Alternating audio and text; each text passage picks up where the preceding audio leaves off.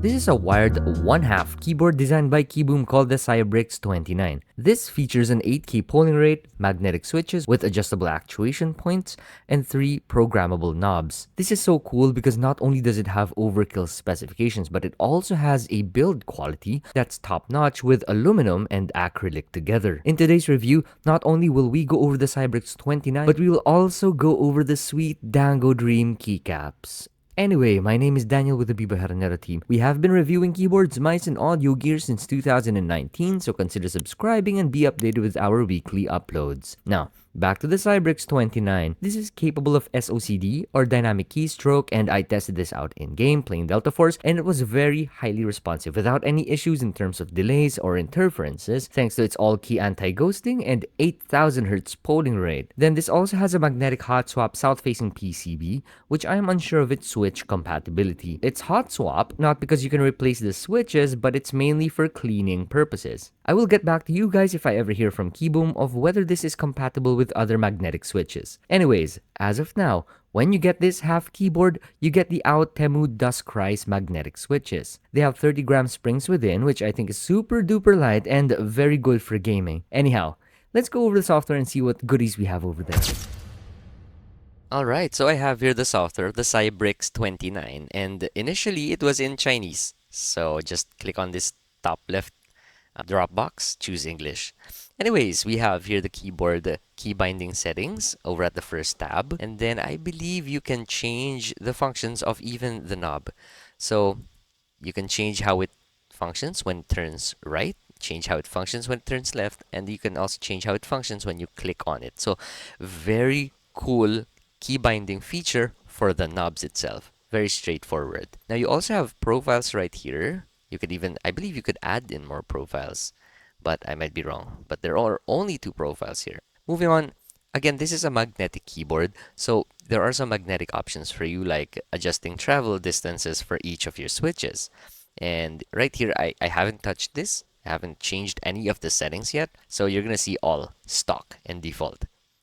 Over at Advanced Keys, here you could set up Dynamic Keystroke and also SOCD. Now, let's try to set up SOCD. Now, I'm going to put A right there. And then over at this, next, I'm going to put D. So that's A and D, confirm. Really easy to set it up. A and D. All right. Over to other settings right here, you have a keyboard report rate that you could choose from. I'll set it to 1000. I don't really need it at 8000, but it's up to you. Onto the function layers right here, you could change what the function key does. Again, this doesn't have a Windows key. We'll talk about this in more detail later on. So those that are in green can be changed, while those in red can't be changed. All right, now moving on to macro editing. Let's try to record the macro here real quick. All right, so as you can see, it detects my keyboard presses and also my mouse clicks, which is ideal when it comes to macro recording. Over at lighting settings, this is pretty much self-explanatory. However, I think it's worth noting that there are more sub-tabs in this main tab right here. So you could edit each key with custom colors. Now, this also has a side glow. Of course, you've seen in the previous B-rolls, and you can also make changes to those. Now, over at local configuration, I believe this is where you can save your profiles, but I could be wrong. Again, I haven't opened this software in the past. And then over at this tab, I believe this is also where you will be able to upload your macros, key binding, and LEDs. So yeah, you'll see all those sub tabs right there up top. You may even download other people's light, key bindings, and macro settings as well. And then the last tab right here, this is where you log in, register, so you could save your profiles or basic your keyboard settings. And that's pretty much it for the software overview. Before we go over build, let's first go over the sweet Dango keycaps that Keyboom also sent over.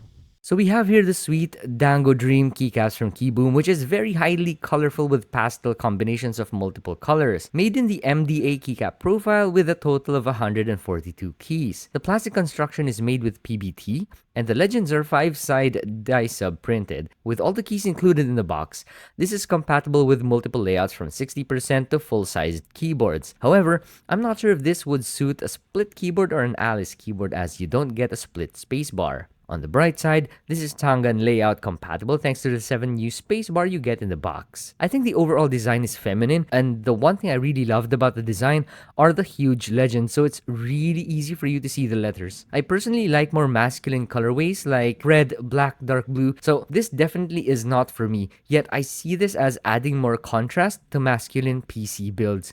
Anyways, of course, this will be linked in the description below, so go check it out. And let's proceed with the build quality of the Cybrix29.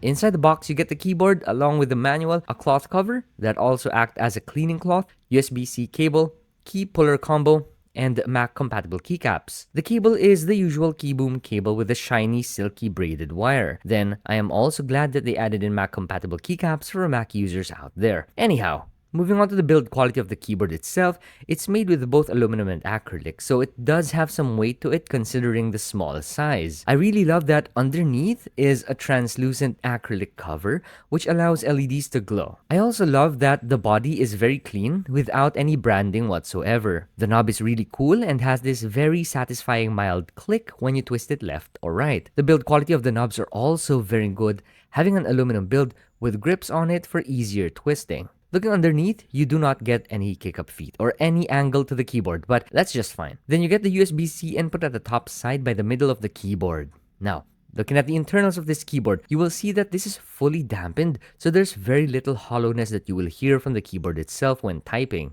But when tapping underneath, because this has a hollow bottom area to allow LEDs to shine through, there is some level of hollowness, which I don't think is an issue at all. Going over some basic aesthetics here, I think this keyboard is very minimalist and would highly suit professional setups. I mean, it doesn't have any outbursting designs. Anyways, I think it's built really well, and I would even highly recommend this for traveling gamers. Now, onto the keycaps. We have here die-sub printed keycaps in the cherry profile. As for the color we have, I like that they added in some accents to contrast with the grays. Speaking of keycaps and the key layout, you don't get a Windows key on this unit as it is replaced with a function key for you to be able to access the alternate functions of the keyboard. Now, some more comments I have with its layout is that since it's a 1/2 keyboard, you don't get access to buttons such as letter M.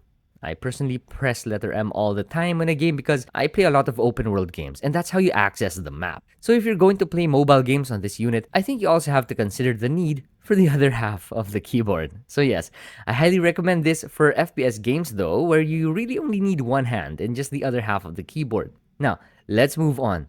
As for the stabilizer performance, I would rate it a good 8 out of 10 because there is still some mild wobbling on the stabilizers, and I would add in more lubrication to the stab wires, but surprisingly, the stabilizers are really quiet, so it's not entirely necessary to modify it. Moving on to the switches that we have here, I like the color of the switch, and I also love that it has LED diffusers. This is made and manufactured by Aotemu, so I'm not sure if this is compatible with other Aotemu switches. Anyways, they paired this with an FR4 plate, which is supposed to make it sound clacky, but I love how much thok you get from this keyboard.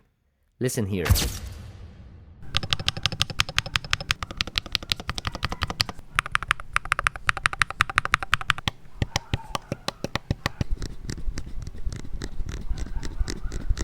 So there you have it. Very good high-level performance, very good build, and also satisfying typing sounds. What else can you think of that I might not have gone over? Comment it down below, and the links on where to get your Cybrix29 are in the description below. We'll see you again next time.